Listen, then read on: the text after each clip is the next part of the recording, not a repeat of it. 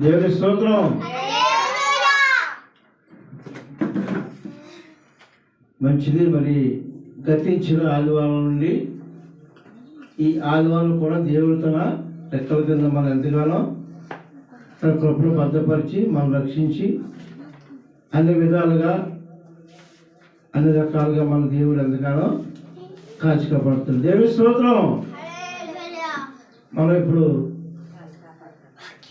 Christmas season. నిజానికి Christmas అనేది నెల ఒకటే కాదు.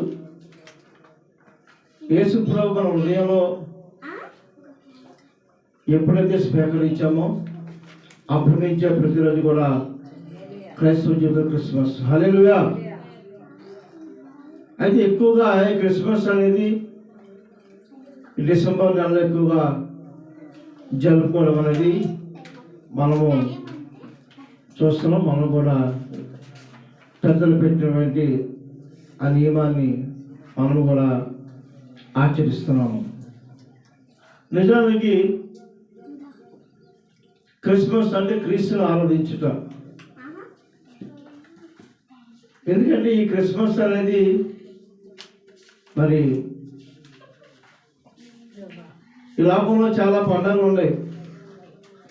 అన్ని పండుగల కన్నా ఈ క్రిస్మస్ అనేది చాలా ప్రాముఖ్యమైన పండుగ. పండుగ అంటే ఒక సంతోష వాతావరణం. దేవుని సంతోషం అంటే శరీరాలు భుజించుకోవడానికి, శరీరానికి సంబంధించిన ఆహార పదార్థాలు భుజించడానికి కాదు. యేసు ప్రభువారు దేవాది దేవుడై ఉండి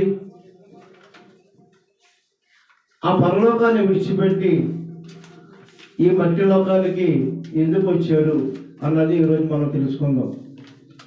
యేసు ప్రభు ఎవరు అంటే సృష్టికర్త, సమస్తాన్ని కూడా కలుగజేసినటువంటి మహా దేవుడు. ఆయన మహాదేవుడు కాబట్టి జ్ఞానులు దేవుడే మానవుడుగా వస్తున్నాడని వారి యొక్క గ్రంథాల్లోని వాళ్ళు చదివి వాళ్ళు గ్రహించి ఒక దేశం నుంచి మరొక దేశానికి, మరి యూదా దేశానికి రావడం అనేది జరిగింది. ఎవరు వచ్చారంటే జ్ఞానులు వచ్చారు. దేవుని స్తోత్రం. పామర్లు పరిగెత్తుకొని రాలేదు, కానీ ఎవరు వచ్చారట? జ్ఞానులు వచ్చారట. జ్ఞానులు. బైబిల్ పండితులు ఏం చెప్తారంటే జ్ఞానులు ఎవరో కాదు, ఖగోళ శాస్త్రవేత్తలు అని చెప్తుంటారు. ఎప్పుడైతే మీరు వాళ్ళు చదివిన గ్రంథాల్లో ఒక నక్షత్రము మిగిలిన నక్షత్రాలు కాకుండా నక్షత్రం స్పెషల్గా ఉందని వారి నక్షత్రాన్ని వెంబడించారు వారి గ్రంథాలు చదివి. తీరా ఆ నక్షత్రము దేవుడే మానవుడుగా వచ్చాడని, ఆ మానవుడు వచ్చినటువంటి ఆ ప్రాంతం బెత్లెహేము దావీదు పురంలోకి ఆయన వచ్చాడని మరి జ్ఞానులు ఆ ప్రాంతానికి వెళ్ళి మరి హేరోదు రాజు దగ్గరికి వెళ్ళి కొంత సంభాషణ జరుగుతుంటుంది. కాబట్టి ఆ సంభాషణ అయిపోయిన తర్వాత దేవుడే మానవుడు వచ్చాడని ముందుకుంటేనే వీళ్ళు ఏం చేశారంటే సాంబ్రాణి, బోళము, మరి బంగారము వారు ఆ దేశం నుంచి, షాబా దేశం నుంచి, జ్ఞానులు ఎక్కడి నుంచి షాబా దేశంలో ఎక్కువగా బంగారం ఎక్కువగా ఉంటుంటుంది. సువాసనతో కూడినటువంటి సాంబ్రాణులు ఇవన్నీ కూడా అక్కడే ఎక్కువ దొరుకుతాయి. కాబట్టి వాళ్ళు ఒంటిల మీద ప్రయాణం చేసి షాబా దేశం నుంచి మరి ఇలా బెత్లెహేములకి వాళ్ళు జ్ఞానులు వచ్చారు. వాళ్ళు ఉట్టి చేతులు రాలేదు. జ్ఞానులు మరి దేవుడే మానవుడుగా వచ్చాడు, పుడుతున్నాడని వాళ్ళు గ్రహించి వాళ్ళ గ్రంథాల్లో గ్రహించారు. గ్రహించి పరిశోధన చేసి వారు ఒక ప్రాంతం నుంచి ఒక ప్రాంతానికి యేసు ప్రభువును చూడడానికి, పూజించడానికి ఆ జ్ఞానులు వచ్చారు. చదువుకున్నటువంటి జ్ఞానులు మరి అన్వేషణ చేశారు. చదువులేని పామరులకి దేవుడు తెలియపరిచాడు. హల్లెలూయా. గొర్రెల కాపరులకి ఆ దేవదూత వచ్చి ప్రజలందరికీ కలగబో మహా సంతోషకరమైన సువర్తమానము అని లోకా సువార్తలోని 2వ అధ్యాయము ఒకసారి చూసినట్లయితే మనం చాలాసార్లు మనం చదువుకున్నాం వచ్చినాన్ని. వీళ్ళు చదువులేని పామరులు, చదువులేని పామరుల దగ్గరికి వీళ్ళు చదువుకున్నవారంటే బైబిల్ క్షుణ్ణంగా చదవగలరు, ఆయా గ్రంథాలు చదివి తెలుసుకోగలరు. చదువులేని వారికి ఎలాగా? చదువులేని వారికి దేవుడే మాట్లాడతాడు. హల్లెలూయా. దేవుడే ఏర్పాటు చేస్తాడు, దేవుడే ఏర్పాటు చేస్తాడు. చదువుకున్నాడు, ఆయా గ్రంథాలన్నీ కూడా చదివి పరిశోధించి తెలుసుకుంటాడు. చదువులేని వాడు ఏం చేస్తాడు? దేవుడే మాట్లాడతాడు. హల్లెలూయా. దేవుడే ఒక దూతని ఏర్పాటు చేశాడు. అందుకే ఇక్కడ అలాగే లోకసవర్తులు గొర్రెల కాపరులు మొట్టమొదటిగా మరి యేసు ప్రభు పుట్టాడు అని మొట్టమొదటిగా తెలియపరిచింది ఎవరు అంటే మరి దూత. దేవుడు తెలివి ఉండేటువంటి దూత మొట్టమొదటిగా గొర్రెల కాపుల దగ్గరికి వచ్చి ఒక మాట తెలియపరుస్తాడు. దేవుడు ఇక్కడ 2:8 ఏముంది ఇక్కడ? ఆ దేశంలో కొందరు గొర్రెల కాపరులు పొలములో ఉండి రాత్రి వేళ తమ మందను కాచుకొనిచుండగా ప్రభు దూత వారి యొద్దకు వచ్చి నిలిచెను. ప్రభువు మహిమ వారి చుట్టూ ప్రకాశించినందున వారు మిక్కిలి భయపడేది. ఇదిగో అయితే ఆ దూత భయపడుకుడి, ఇదిగో ప్రజలందరికీ కలగబోవు మహా సంతోషకరమైన సువార్తమానము నేను మీకు తెలియజేస్తున్నాను. దావీదు పట్టణమందు నేడు రక్షకుడు మీ కొరకు పుట్టి ఉన్నారు. దేవుని స్తోత్రం. చదువులేనటువంటి పాపలకి దేవుడు ఏర్పాటు చేశాడు. ఏమి ఏర్పాటు చేశాడంటే దేవుని దగ్గర నుంచి ఒక దూత రావడము. ఆ సమయంలో ఆ రాత్రికాల సమయంలో వీరు మందలు కాచుకొని చూడగా ప్రభు దూత వారి వద్దకు వచ్చి నిలిచిను. ప్రభు యొక్క మహిమ వారి చుట్టూ ప్రకాశించినందులో వారి మిక్కులు భయపడారు. ఎందుకంటే చీకట్లో ఉన్నారు వీళ్ళు. గొర్రెల కాపరులు మందం మేపుకుంటున్నారు. మందం మేపుకుంటూ దేవుని యొక్క దూత, దేవుని యొక్క ప్రత్యక్షత వెలుగు ఏమైందంటే వాళ్ళ చుట్టూ కూడా ఒక వెలుగుతో చీకట్టుకున్నటువంటి ఆ ప్రాంతం అంతా కూడా వెలుగుమయమైపోయింది. ప్రకాశించింది వాళ్ళ చుట్టూను. ప్రకాశించిన వాళ్ళు మిక్కులు భయపడిపోయారంట. వీళ్ళు ఎవరు? గొర్రెల కాపరు భయపడిపోయారంట. అంటుంది దూత, భయపడకుడి, ఇదిగో ప్రజలందరికీ ఏదో ప్రాంతం వాళ్ళకి అసలు కాదు, ఏదో ఒక వీధిలో ఉన్న వాళ్ళు కాదు, ఒక దేశస్తులు కాదు, ప్రపంచంలో 250 దేశాలకు కూడా ప్రజలందరికీ కలగబోతున్నాము. హల్లెలూయా. అందరి వరకు వచ్చాడు యేసు ప్రభు. ఏదో ఒక క్రైస్తవుల కోసమో, లేకపోతే ఇస్లామ్స్ కోసమో, లేకపోతే బుద్ధిజం కోసమో, లేకపోతే ఒక జైలు కోసమో కాదు, ప్రజలందరికీ కలవు మహా సంతోషకరమైన సువార్తమానం మీకు తెలియజేస్తున్నాను అని చెప్పాను. ఇదిగో దావీదు పట్టణం నేడు రక్షకుడు మీ కొరకు పుట్టి ఉన్నాడు. ఈయనే ప్రభువైన క్రీస్తు. దేవుని స్తోత్రం. ఆ దేవాది దేవుడే ఆ పరలోకాన్ని విడిచి మట్టిలోకానికి ఎందుకు వచ్చాడు అంటే పాప జీవితంలో మనలను పరిశుద్ధపరిచి నీతిమంతులుగా చేయడానికి అయినా ఆ లోకం నుంచి ఈ లోకానికి దేవుడు మన వరకు వచ్చాడు. దేవుని స్తోత్రం. అంత గొప్ప దేవుడు. చదువులేని వారికి ఈ విధంగా తెలియపరిచాడు దేవుడు. చదువుకుని వాళ్ళు జ్ఞానం చేసే వాళ్ళు చేశారంటే వాళ్ళు అనేక గ్రంథాలు చదివారు. వాళ్ళు చదివి నక్షత్రం కదులుతుంది ఏమిటి నక్షత్రం గురించి పరిశీలించారు. వీళ్ళు జ్ఞానులు పరిశీలించి ఆ యొక్క ఆ షాబా దేశం నుంచి మరి ఈ ప్రాంతాలకు వచ్చారు. దావీదుపురం అనే ప్రాంతాలకు వచ్చి ఉన్నారు. వచ్చి వాళ్ళు ముందుకుంటే వాళ్ళు తెలుసు కాబట్టి యేసు ప్రభువే దేవుడు, ఆ పరలోకాన్ని విడిచిపెట్టి ఒక దేవుడు మహోన్నతుడు, ఆ దేవుడే ఈ లోకానికి ఒక నలుడుగా రాబోచున్నాడు గ్రహించారు. వీళ్ళు ముందుకుంటారు, జ్ఞానం గ్రహించారు, ముందుకుంటారు. దేవుడే భూలోకానికి వస్తున్నారని గ్రహించారు కాబట్టి ముందుకుంటే గ్రహించారు కాబట్టి వాళ్ళు వస్తూ ఆయన బంగారమును, సాంబ్రాన్ని, బోలమును తీసుకొని వచ్చారు. దేవుని స్తోత్రం. ఎంత గొప్ప చిత్రం ఇది. జ్ఞానులు గ్రహించారు, పరిశీలించారు వాళ్ళు. కానీ మనకి ఇంకాను కొంతమంది సువార్త మనం చెప్తూ ఉంటే ఇంకా గ్రహించుకుంటా, ఇంకా కొంతమంది ఇంకా ఆ యొక్క మరి దేశ ప్రభు అంటే విదేశీ దేవుడు అనే ఒక ముద్రతో ఉండిపోతున్నారు. అంతే, వాళ్ళకి తెలియతాను. యేసు ప్రభు లేకపోతే మన రక్షణ లేదు. మనకి యేసు ప్రభు లేకపోతే నిత్య నరకమే. మా పెద్దలు చెప్పారు, మేముగా పాటిస్తున్నప్పుడు కుదరదు. ఎందుకంటే ఇప్పుడు సువార్త ఎందుకు చేస్తారంటే ఏ ఆత్మ కూడా నశించిపోవట యేసు ప్రభుకి ఇష్టం లేదు.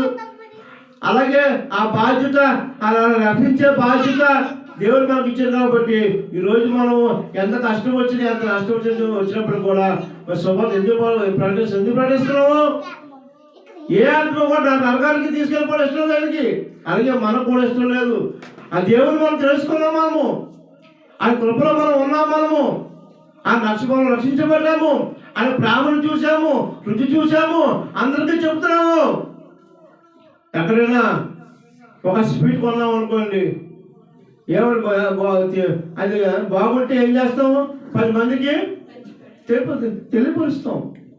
మనం తిని ఇతరులకు కూడా తినండి బాగుంది అని మనం చెప్తాం.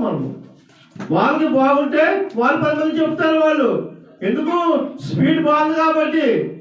అందుకనే యెహోవా రుచి చూసి మనం తెలుసుకోవాలి. దేవుని రుచి మనం రుచి చూసాం, ఆయన ప్రేమను రుచి చూసాం. ఆయన మనకి ఎంతో కాపుతల భద్రత ఇచ్చున్నాడు. మనకి ఆయన కనికరముల దేవుడైనా అనేక మంది పాపం చేసిన వారిని ఎవరు కూడా బయటకు త్రోసివేసేలేదు. ఎందుకంటే నా ఎద్దకు వచ్చిన వారిని నేను ఎంత మాత్రం కూడా బయటికి త్రోసి వెళ్ళినాడైనా, అంత ప్రేమ గల దేవుడైనా, అంత కరుణ గల దేవుడైనా. లేదండి యేసుప్రభు మేము నమ్ముకోండి, మా తాత ఎలా చెప్పాడండి, మా ముత్తాత ఎలా చెప్పాడండి, మేము ఇలాగే ఉంటే అలాగే తరకాని పోతారు, అంతే, ఇంకేం లేదు. Final judgement. యేసుప్రభు మొదటి రాగంలో ప్రేమమయుడుగా వచ్చాడు మిమ్మల్ని రక్షించడానికి, నన్ను రక్షించడానికి. ఆయన రెండో రాగంలో వస్తున్నాడు దహించే అగ్నిగా వస్తున్నాడు. ఆయన శిక్షించడానికి వస్తున్నాడు. ఆయన సకల సమస్త దేవదూతలతో కూడా ఆయన వస్తున్నాడు. Second coming.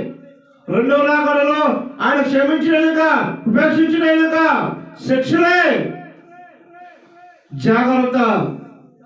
యేసు ప్రభు రాకడలో చాలా దగ్గరగా ఉంది. ఈ లోపల మారు మనసు పొందాలి. మారు మనసు పొంది దేవుడు క్షమాపణ కోరితే ఎప్పటికైనా క్షమాపణ ఉంది. ఎప్పుడు దాకా? యేసు ప్రభు రెండు దాకా మనం రాకుండా ఉంటే, ఒక ఆయన రాకుండా ఆలస్యం అయితే క్షమాపణ ఉంది. ఇప్పుడే తెలుసుకోవాలి. ఆయన వచ్చిన తర్వాత మనం తెలుసుకున్నామంటే కుదరదు. ఇంకా టైం అయిపోయింది, మనకి ఇచ్చిన టైం అయిపోయింది. మనకి ఇచ్చింది అని చాలా టైం ఇచ్చారు మనకి. ఈ టైంలో మనం మారు మనసు పొంది రక్షణ పొందాలి. రక్షణ పొందకపోతే చాలా ప్రమాదంలో పడతారు.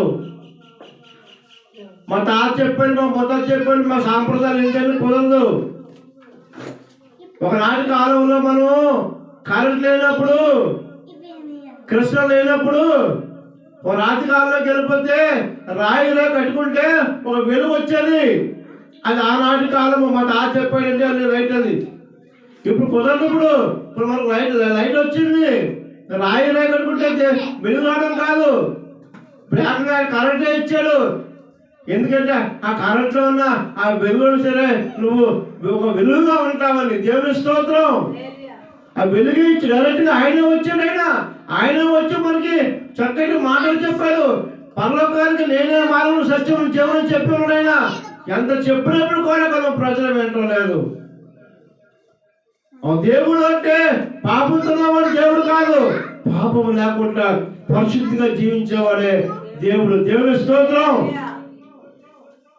దేవుడు అంటే చెడు పనులు చేసేవాడు కాదు, దేవుడు అంటే మందు తాగేవాడు కాదు, దేవుడు అంటే వ్యభిచారం చేసేవాడు కాదు. మనం చేస్తాం, మనుషులు కాబట్టి, బలహీనం కాబట్టి. దేవుడు పరిశుద్ధుడు, ఏ పాపం లేని పరిశుద్ధుడైనా. ఉదాహరణ మన పిల్లలు ఉన్నారు, సిగరెట్ కాలిస్తే మనం ఒప్పుకుంటామా? ఒప్పుకోము. ఎందుకు ఒప్పుకోము? అది చెడు పని. అది ఒక గంజాయి కాలుస్తే ఒప్పుకుంటామా? ఒప్పుకోము, అది చెడు పని. ఒక వ్యభిచారం చేస్తుంటే మనం ఒప్పుకుంటామా? ఒప్పుకోము, అది చెడు పని. ఒక పెళ్ళైన తర్వాత ఒక ఆమెకి వేరే భర్త సంబంధించి ఒప్పుకుంటామా? ఒప్పుకోము, అది చెడు పని. అది దేవుడికి ఇటువంటివి ఉంటాయా? త్రాగుడు, వ్యభిచారము, కళ్ళు తాగడము, గంజా కొట్టడము ఉంటాయా? ఉండవు. అవి మనకుంటే మనం బలహీనం కాబట్టి, మనుషులు కాబట్టి. దేవుడు అనేవాడు పరిశుద్ధుడు. హల్లెలూయా. అటువంటి పరిశుద్ధ దేవుడు పాపులైన వాడు ఎవరైనా ఉన్నారు అంటే ప్రపంచంలో ఒక యేసుప్రభు ఒక్కడే. అటువంటి దేవుని తెలుసుకున్నాం ఈరోజు మేము. ఈరోజు ఆ దేవుని ప్రకటిస్తున్నాం మేము. ఆషామాషి దేవుడు కాదు యేసుప్రభు అంటే. ఆయన దహించగినగా వస్తున్నాడు. ఆయన రాకడ ముందే క్షమాపణ కోరుకోండి. ఇప్పటికైనా క్షమాపణ కోరుకోండి. క్షమాపణ కోరుకుంటే దేవుడు మిమ్మల్ని క్షమిస్తాడు. ఆయన క్షమించడానికి సిద్ధంగా ఉన్నాడు. ఆయన క్షమాపణ అడగడానికి సిద్ధంగా ఉన్నావా? దేవుడు అడుగుతున్నాడు. ఎంతమంది వింటున్నారు? వాళ్ళందరూ కూడా జడ్జిమెంట్ ఉంటుంది. వినకపోతే ఏమీ లేదు. వింటున్నావు కదా? ఆయన రాకడ ముందే యేసుప్రభుని నమ్ముకోవాలి. వచ్చిన తర్వాత నమ్ముతానంటే కుదరదు, ఇంకా నరకమే కదా. ఇంకా అటువంటి జ్ఞానులు తెలుసుకున్నారు యేసుప్రభు దేవుడని. ఆ ఉన్నతమైన మహిమ లోకాలు విడిచిపెట్టి మట్టి లోకానికి వచ్చారైనా. ఎందుకు వచ్చారంటే నిన్ను నన్ను రక్షించడానికి, పాపాన్ని తీసివేసి నీతిమంతులుగా చేయడానికి, పాపాన్ని తీసివేసి మనల్ని పరలోకాన్ని ఇవ్వడానికి, పాపాన్ని తీసివేసి మన రక్తాన్ని ఆయన రక్తంతో మన పాపాలు కడిగివేసి మన శుద్ధీకరణ చేయడానికి లోకానికి వచ్చారైనా. మనం రక్తం పనిచేయదు. చాలా మంది తెలియక కోళ్ళు కోస్తూ ఉంటారు, గొర్రెలు కోస్తూ ఉంటారు. దేనికి? ఎందుకు వస్తారో వాళ్ళకే తెలియదు. ఎందుకు వస్తారంటే మీ పాపాల నిమిత్తమే గొర్రె బలవ్వాలని, అప్పుడు మీ పాపాలు పోతాయని పెద్దలు చెప్పారు. అది కుదరదు. ఎందుకంటే అవి కూడా పాపంతోనవే, జంతువులు కూడా పాపంతోనవే. జంతువుల రక్తం ఎందుకు ఏ పాపము కూడా తీసివేయదు. ఒక ఏ పాపం లేనటువంటి ఆ దేవుడే నలుగా రావాలి. దేవుని స్తోత్రం. నలుగా వచ్చి ఆయన శిలువ రక్తంలో చిందించబడి ఆ రక్తాన్ని మనం ఒప్పుకోవాలి. యేసుప్రభువా, ఇది మా పాపాల నిమిత్తమే, మా దోషాల నిమిత్తమే శిలువలో మా పాపాలు కడిగి వేసే నాయనా అని మనసు పూర్తిగా ఒప్పుకుంటే నీ పాపాలు క్షమించడానికి సిద్ధంగా ఉన్నాడు. దేవుని స్తోత్రం. అంత గొప్ప దేవుడి రోజు భూలోకానికి వస్తే తృణీకరిస్తున్నావా? నీ కొరకు నా కొరకు శిలువలో ప్రాణత్యాగం పెడితే నువ్వు తృణీకరిస్తున్నావా? జాగ్రత్త. హెచ్చరిక. ఇది హెచ్చరిక మాటలు. అంచుకాలంలో ఉన్నాం, ప్రమాదకరమైన కాలంలో ఉన్నాం. మనం ఇప్పుడు చాలా మంది క్రీస్తు నమ్ముకొని వెనక్కి తిరిగి వెళ్ళిపోతున్నారు. జాగ్రత్త, జాగ్రత్త. ఇప్పుడు నువ్వు చెడిపోటు అయిపోతే సుఖంగా జీవిస్తారు. ముందుంది ముసళ్ళ పండగ. దాన్ని తప్పించుకోవడానికే యేసుప్రభువును అంగీకరించాలి. దేవుని స్తోత్రం.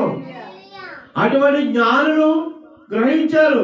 గ్రహించి దేవాది దేవుడే లోకానికి వచ్చాడని గ్రహించి బంగారము, సాంబ్రాణి మరి అవన్నీ కూడా వచ్చి వాళ్ళు ఏం చేశారు జ్ఞానులు? చూడండి ఒకసారి మత్తయి సువార్త. జ్ఞానులండి, పామరులు కాదు, జ్ఞానులు.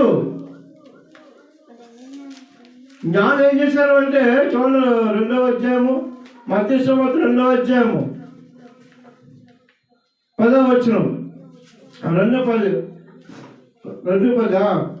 వారు ఆ నక్షత్రమును చూచి అత్యానందభరితులైపోయారు. దేనికి? ఎందుకు ఆనందపడిపోయి అత్యానందపడిపోయారు అంటే ఆనందం వేరు, అత్యానందం వేరు. ఆనందం అంటే కొద్దిగా, అత్యానందం అంటే భరించలేనంత, అంటే అంత మొత్తం ఒక ఉత్సాహం, అది పట్టలేనంత ఉత్సాహం పడిపోయారంటే వీళ్ళు. ఎవరు? సామాన్య మనుషులు కాదు, జ్ఞానులు. జ్ఞానులు రోజు ఇంట్లో టీవీ చూస్తున్నావు కదా, దాన్ని కనిపెట్టే జ్ఞానులు. నువ్వు ఏసీ రూముల్లో నివసిస్తున్నావు కదా, అది కనిపెట్టే జ్ఞానులు. ఈరోజు బిల్లు పెట్టి నివసిస్తున్నావు కదా, అందులో సిమెంట్ తయారు చేస్తున్న జ్ఞానులు. వాళ్ళంతా కూడా జ్ఞానులు తయారు చేశారు ఇవన్నీ కూడా. ఎంత మహాజ్ఞానులు. ఆ జ్ఞానులు ఏం చేశారంటే వారు నక్షత్రము చూచి అత్యానందభరితులై ఇంట్లోనికి వచ్చి తల్లి అయిన మరియను ఆ శిశువును చూచి సాగిలపడి ఆయనను పూజించిరి. దేవుని స్తోత్రం. ఏం చేశారంటే వీళ్ళు ఏం చేసి సాగిలపడి పూజించారండి. ఎవరు సాగిలపడి పూజించారు? చదువులేని వారా? జ్ఞానులు, మహాజ్ఞానులు వీళ్ళు, ఖగోళ శాస్త్రవేత్తలు వీళ్ళు. జ్ఞానం చేసిన పూజించారట. తమ ఏమైంది ఆ శిశువును చూచి సాగిలపడ్డారట. ఇది అంత తగ్గింపు జీవితం. ఎందుకంటే దేవుడు అంటే ఆయన సర్వశక్తిమంతుడు. యేసులోపలికి ఎవరుకుంటారు? ఆకాశాన్ని భూమిని కలిగించిన మహాదేవుడు. నువ్వు గాలి పిలుస్తున్నావు అంటే యేసే ఇచ్చింది. ఈ రోజు అన్నం తింటామంటే యేసే ఇచ్చింది. ఈ రోజు నువ్వు చక్కగా మరి నువ్వు అన్ని రకాల ఆరోగ్యంలో అంటే దేవుడు ఇచ్చిన ఆరోగ్యం దేవుడు ఇచ్చింది. అన్ని దేవుడు ఇచ్చాడు. ఆ దేవుడు మనకు అవసరం లేదు. మనుషులు పెట్టే దేవుళ్ళే కావాలి. కానీ దేవుడు కొలువు చేసినటువంటి దేవుడు మనం కొలువు చేశాడు. దేవుడు మనం కొలువు చేసిన దేవుడికి మనం సాష్టాంగ నమస్కారం పడాలా. అని మనం ఏం చేస్తూ ఉంటాం అంటే మన చేతులతో చేసుకున్న దాన్ని మనం సాష్టాంగ పడుతూ ఉంటాం. ఎంత దౌర్భాగ్య పరిస్థితి ఈరోజు. అంత దౌర్భాగ్య పరిస్థితిలో ఉంది ఈరోజు. చీకటి కమ్మేస్తుంది ప్రపంచం అంతా కూడా. వెలుగును చూడటం లేదు, వెలుగు మరుగు నడవటం లేదు. వారు నక్షత్రములు చూచి అత్యానందభరితులై ఇంట్లోనే వచ్చి తల్లి అయిన మరియను ఆ శిశువును చూచి సాగిలపడి ఆయనను పూజించి ఏం చేశారు? ఇంకా తమ పెట్టెలు విప్పి బంగారమును సామ్రాణిని బోలమును కానుకలుగా సమర్పించింది. దేవుని స్తోత్రం. బంగారం ఇచ్చారట, సామ్రాణి ఇచ్చారట, బోలమును కానుకలుగా ఇచ్చారట. ఎందుకు ఇచ్చారు? సమర్పించారు. నాయనా నీవే మా దేవుడు, నాయనా సర్వసృష్టికర్తడు యేసు, నీకే వందనాలే తండ్రి అని ఒక దేశం నుంచి ఇంకో దేశానికి వచ్చారండి. ఒక దేశం నుంచి, ఒక శాపానే ఒక దేశం నుంచి మరి బెత్లెహేము ఊరికి వీళ్ళు వచ్చి యేసు ఉన్న చోటుకి వీళ్ళు వచ్చి సాష్టాంగ నమస్కారం పెట్టారంటండి. ఎందుకు పెట్టారంటే ఆయనే సర్వోన్నతమైన స్తోత్రాలకి హరుడు కాబట్టి. ఆయనే ఆకాశముల భూములు సమస్తాన్ని కొలు చేసినటువంటి మహాదేవుడు యేసు ప్రభువారు. యేసు ప్రభువారు ఆయన మానవుడుగా వచ్చి 2000 సంవత్సరాలు అవుతుంది. కానీ ఆయన అంతకుముందు ఆయన ఆత్మ స్వరూపుగా ఉండి అబ్రహాముతో మాట్లాడింది ఆయనే, ఆదాముతో మాట్లాడింది ఆయనే, నోవా గారితో మాట్లాడింది ఆయనే, మా సమస్త ప్రవక్తలు అందరితో మాట్లాడింది ఎవరంటే యేసు ప్రభువే. ఆత్మస్వరూపంగా ఉండే మాట్లాడారా. ఆయన శరీరం ధరించి వచ్చి 2000 సంవత్సరాలు అవుతుంది. ఆయన అంతకుముందు ఆయన ఆత్మస్వరూపంగా ఉండి ఆయన అనేక మందితో మాట్లాడి ఆయన ఉన్నాడు. ఆయన దేవుని స్తోత్రం. కాబట్టి అంత మహాజ్ఞానులు ఏం చేశారంటే బంగారంలో సాంబ్రాన్ని బోరము కానుకగా ఆయనకి సమర్పించారట వాళ్ళు. ఎందుకంటే ఆయన దేవుడు. ఆయన అత్యానందభరితులైపోయారట.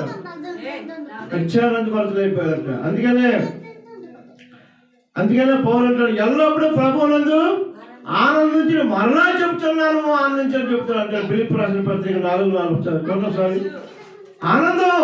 దేనికి ఆనందం? ఆ దేవుడే మానవుడికి వచ్చింది కాబట్టి ఒక ఆనందం, ఒక పండుగ. ఆయన రాకపోతే మనకి ఆ రక్షణ లేదు, ఆయన లేకపోతే మనకి కృప లేదు, ఆయన లేకపోతే మనకి ఆ పరలోకం అనేది లేదు. అందుకే అంటున్నాడు. చూడండి ఒకసారి పిలుపు రాసిన పత్రిక 4వ అధ్యాయం 4వ వచనంలో చూసినట్లయితే ఏమన్నా ఒకసారి 4:4 పిలుపు రాసిన పత్రిక ఏమన్నా 4:4 180వ పేజీ 180వ పేజీ. ఎల్లప్పుడూ ప్రభువునందు ఆనందించుడి. మరలా చెప్పుదును ఆనందించుడి. దేవుని స్తోత్రం. ఎల్లప్పుడూ ప్రభువునందు ఆనందించాడు. ఎందుకు? ఆ దేవుడే మానవుడికి లోకానికి వచ్చాడు కాబట్టి. దేవుని స్తోత్రం. ఆనందం, ఆనందం. మీరు ఎన్నో పండుగలు చేసుకోవచ్చు, శరీరం సంబంధించిన ఆహారాలు పదార్థాలు చేసుకోవచ్చు, ఇంటి సున్నాలు వేసుకోవచ్చు, మంచి బట్టలు తెచ్చుకోవచ్చు. అది ఆనందమే. ఆనందం శరీరం సంబంధించింది, కానీ ఈ ఆనందము ఆత్మకు సంబంధించింది. దేవుని స్తోత్రం. ఎందుకంటే ఏ ఆత్మ కూడా నశించిపోట యేసు ప్రభుకి ఇష్టం లేదు కాబట్టి ఆ దేవుడే ఆ పరలోకాన్ని విడిచిపెట్టి, ఆ మహిమలోకాన్ని విడిచిపెట్టి మట్టి లోకానికి వచ్చాడు. మరి ఆయన మట్టిగా, మరి ఆయన ఈ లోకానికి ఎందుకు వచ్చాడంటే ఈ మట్టి శరీరాన్ని రక్షించడం కాదు, ఆత్మను కాపాడడానికి. ఆత్మ ఉంటేనే మనం ఉంటాం. ఉదాహరణకి ఎవరైనా చనిపోయారు అనుకోండి, ఎవరైనా చనిపోతే ఏమంటాము? ఆ పల్ల వ్యక్తి చని పోయాడు అంటారు. శవం అక్కడ ఉంటుంది. పల్ల అప్పారావు చనిపోయాడండి, చని పోయాడు. ఉన్నది ఎవరు? బాడీ అక్కడ ఉంది కదా. అంటే పేరు దేనికి? ఆత్మకి పేరు. అప్పారావు అన్నా, లేకపోతే యాకోబు అన్నా, జాకోబు అన్నా, సుబ్బారావు అన్నా, ఏ పేరున్నా సరే శరీరం కాదు, ఆత్మకి పేరు. ఎప్పుడైతే మనము ఆ వ్యక్తి చనిపోయాడో మనం ఏం చేస్తాడో అది ఇంకా పేరు పెట్టడం, ఇంకా డెడ్ బాడీ అంటాం. చచ్చిపోయిన శవాన్ని ఏమంటాం? డెడ్ బాడీ అంటాం మనం. పేరు దేనికి? ఆత్మక పేరు. మన సుబ్బారావు చని పోయాడండి. ఉన్నదెవరు? పనికి మాలిన శరీరం. పనికి మాలిన శరీరానికి ఎన్ని బస్తాలు తింటాము, ఎన్ని కూరగాయలు తింటాము, ఎంత ఆహారం తింటాము. పనికి మాలిన శరీరం ఇది. ఈ పనికి మాలిన శరీరానికి పేరు లేదు, దేవుడిచ్చిన ఆత్మకి పేరు. దేవుని స్తోత్రం. పనికి మాలిన శరీరం కోసము, శరీరం పోషించుకోవడం కోసము ఎన్నో రకాలైన మోసాలు, ఎన్నో రకాలైన శరీర సుఖం అనిపించడానికి వ్యభిచారము, చెడు వ్యసనాలు, అనే రకాల మందు తాగడాలు. దేనికి? శరీరాన్ని సుఖపెట్టుకోవడం కోసము. ఎప్పుడైతే నువ్వు పాప జీవితంలో ఉండిపోతావో, ఎప్పుడైతే వ్యభిచారం చేస్తావో, ఎప్పుడైతే నువ్వు చెడు వ్యసనాలు వదిలిపోతావో పరలోకానికి నువ్వు అనర్హుడివి. పరలోకానికి అనర్హుడివి. దేవుని స్తోత్రం. కాబట్టి మనం ఏం చేయాలంటే శరీరాన్ని అణిచిపెట్టి ఆత్మను మనం అభివృద్ధిలో పద్ధతిలో నడిపించాలి. ఆత్మ దేవుడు ఇచ్చిన ఆత్మ, దేవుడు పరిశుద్ధంగా ఇచ్చాడు ఆత్మని. ఏ పాపం లేకుండా ఇచ్చాడు ఆత్మని. ఎంత పరిశుద్ధంగా ఇచ్చాడో ఆత్మని, అంత పరిశుద్ధంగా మళ్ళీ ఆయనకి మనం సమర్పించుకోవాలి. దేవుని స్తోత్రం. కాబట్టి దేవుడు శరీరాన్ని ఇచ్చాడు కాబట్టి శరీరానికి ఆత్మకి లోపల యుద్ధం జరుగుతూ ఉంటుంది. ఆత్మ చెబుతూ ఉంటుంది సీరడు కాచడం తప్పు, వ్యభిచారం తప్పు, మందు తాగడం తప్పు, గంజా కొట్టడం తప్పు అనే రకాల చెడు పనులు చెబుతూ ఉంటుంది ఆత్మ. అయినప్పటికీ కూడా ఆత్మకి శరీరము కొన్ని పరిస్థితులు లోపడదు. ఎందుకని? శరీరం ఎక్కడ వచ్చింది? పరలోకం వచ్చింది కాదు, భూమి మీద వచ్చింది. మట్టి శరీరం ఇది. మట్టి శరీరం ఎప్పుడు కూడా పాపమే కోరుకుంటుంది. ఈ ఆత్మ ఎక్కడికి వచ్చింది? దేవుడి వచ్చింది. అది ఎప్పుడు పరిశుద్ధంగా ఉండాలని కోరుకుంటుంది. దేవుని స్తోత్రం. పరిశుద్ధంగా ఉండాలని కోరుకుంటుంది. చెడు పనులు చేయాలి ఎట్టి పరిస్థితులు కోరుకోదు. ఏ ఆత్మ కూడా కోరుకోదు. కానీ మనం చేస్తాడు, శరీరం భూమిలో వచ్చింది కదా, భూమిలో వచ్చినప్పుడు శరీర సుఖమే కోరుకుంటాం. అందుకని దేవుడు అంటాడు, మీ శరీరాలు మీ దగ్గర ఉన్నాయి కానీ శరీరం మీ కంట్రోల్లో లేదు. దాన్ని కాపాడడానికే, ఆత్మను కాపాడడానికి శరీరం ఉన్నది. ఈ శరీరాన్ని కాపాడడానికే యేసు ప్రభు లోకానికి వచ్చాడు. దేవుని స్తోత్రం. ఈ ఆత్మ ఎటువంటిదంటే కారు ఉందనుకోండి, ఆ కారులో డ్రైవరు ఆత్మ అనుకుందాం, కారు అంతా కూడా శరీరం అనుకుందాం. శరీరాన్ని తీసుకువెళ్ళాలి అంటే ఎవరు తీసుకెళ్తారు? ఆత్మ తీసుకెళ్తుంది. కారు తీసుకెళ్ళాలంటే ఎవరు తీసుకెళ్తారు? కారుని డ్రైవర్ తీసుకెళ్తాడు. డ్రైవర్ ఎక్కడ తీసుకెళ్తే అక్కడ కారు వెళ్తుంది. అలాగే ఈ ఆత్మ మనకి ఎక్కడైతే మనము ఆత్మ తీసుకెళ్తుంది, ఆత్మ అలా తీసుకెళ్తుంటుంది. ఒకసారి శరీరం అడుగుతుంటుంది, ఏమిటిది?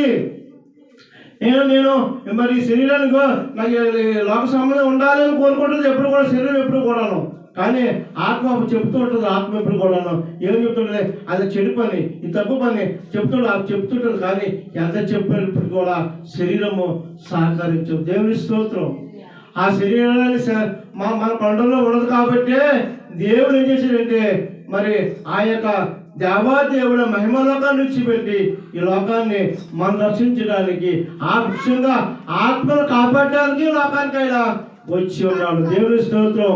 ఎప్పుడు కూడా ఆ పరలోకం వెళ్ళాలన్నా, నరకాన్ని వెళ్ళాలన్నా మరి ఈ శరీరం కాదు వెళ్ళేది, ఆత్మ. దేవుడు ఆత్మను ఇచ్చాడు.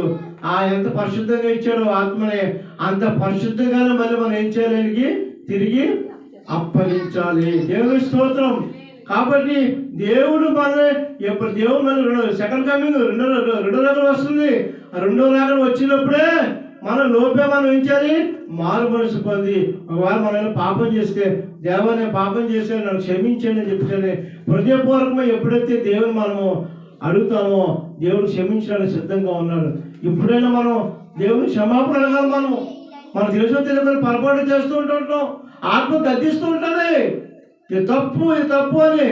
కానీ ఆత్మను పక్కన పెట్టి శరీర కొరకు తీర్చుకోవడానికి ముందుకు మన కాలు పరిగెడుతుంటే, మన చూపు పరిగెడుతుంటుంది, బూతులు మాట్లాడడానికి నోరు పరిగెడుతుంటుంది, చెడు వినడానికి చెవులు పరిగెడుతూ ఉంటాయి. ఇవి అన్నింటినీ కూడా మన కంట్రోల్లో మనం ఉండలేము.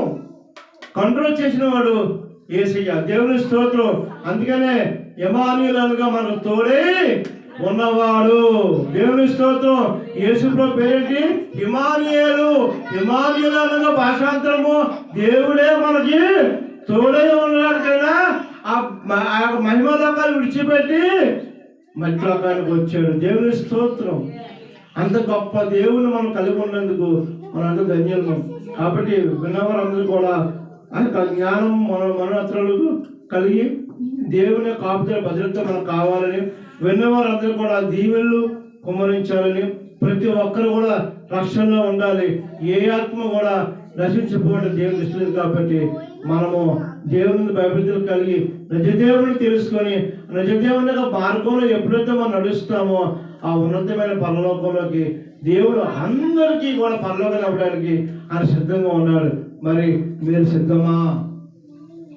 మీరు సిద్ధపడితే మనం కలిసి రండి, ప్రార్థన చేద్దాం. దేవుని